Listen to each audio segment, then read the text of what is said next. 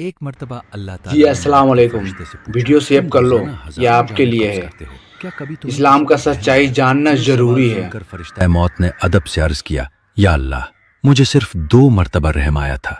اور پھر اس نے ایک ایسا واقعہ سنایا جو سننے والے کے دل کو ہلا دیتا ہے۔ فرشتے نے کہا، پہلی مرتبہ مجھے اس وقت رحم آیا جب سمندر میں شدید طوفان آیا ہوا تھا، رات کا اندھیرا، تیز ہوائیں اور ایک جہاز لہروں میں ٹوٹ رہا تھا۔ لوگ چیخ رہے تھے، مدد کے لیے پکار رہے تھے، مگر کوئی سننے والا نہ تھا۔ اسی ہنگامے میں ایک عورت لکڑی کے تختے کو پکڑے تیر رہی تھی، اور اسی حالت میں اس نے ایک بچے کو جنم دیا۔ وہ بے بس تھی، کمزور تھی، نہ اس کے پاس دودھ تھا نہ کوئی سہارا، اور اسی لمحے تیرا حکم آیا کہ اس عورت کی روح قبض کر لی جائے۔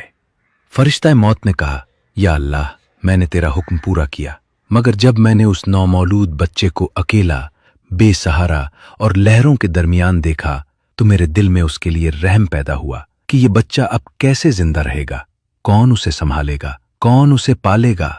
پھر فرشتے نے عرض کیا، یا اللہ، دوسری مرتبہ مجھے رحم اس وقت آیا جب ایک بادشاہ تھا، شداد، تو نے اسے بے شمار دولت دی، وسیع سلطنت دی، مگر وہ غرور میں آ گیا اور کہنے لگا، میں زمین پر جنت بنا کر دکھاؤں گا۔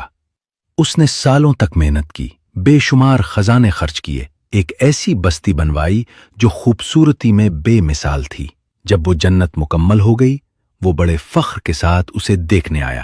جیسے ہی وہ داخل ہونے لگا، ایک پاؤں اندر اور ایک باہر تھا۔ اسی لمحے تیرا حکم آیا کہ اس کی روح قبض کر لی جائے۔ یا اللہ، میں نے تیرا حکم پورا کیا، مگر اس وقت مجھے اس پر رحم آیا کہ اس نے ساری زندگی اس جنت کو بنانے میں لگا دی، اور جب دیکھنے کا وقت آیا تو وہ ایک قدم بھی اندر نہ رکھ سکا۔ یہ سن کر اللہ تعالیٰ نے فرمایا، اے موت کے فرشتے، جس بچے پر تمہیں سمندر میں رحم آیا تھا، وہی بڑا ہو کر شداد بادشاہ بنا تھا۔ ہم نے اسے بچایا، پالا، اسے سب کچھ دیا، مگر اس نے غرور میں آ کر ہمارے مقابلے میں جنت بنانے کی کوشش کی۔ یہ سن کر فرشتہ موت خاموش ہو گیا، اور حقیقت واضح ہو گئی کہ اللہ کی ہر تقدیر میں حکمت ہوتی ہے، چاہے وہ ہمیں اس وقت سمجھ آئے یا نہ آئے۔ اس واقعے سے یہی سبق ملتا ہے کہ انسان کو اپنے علم اور طاقت پر غرور نہیں کرنا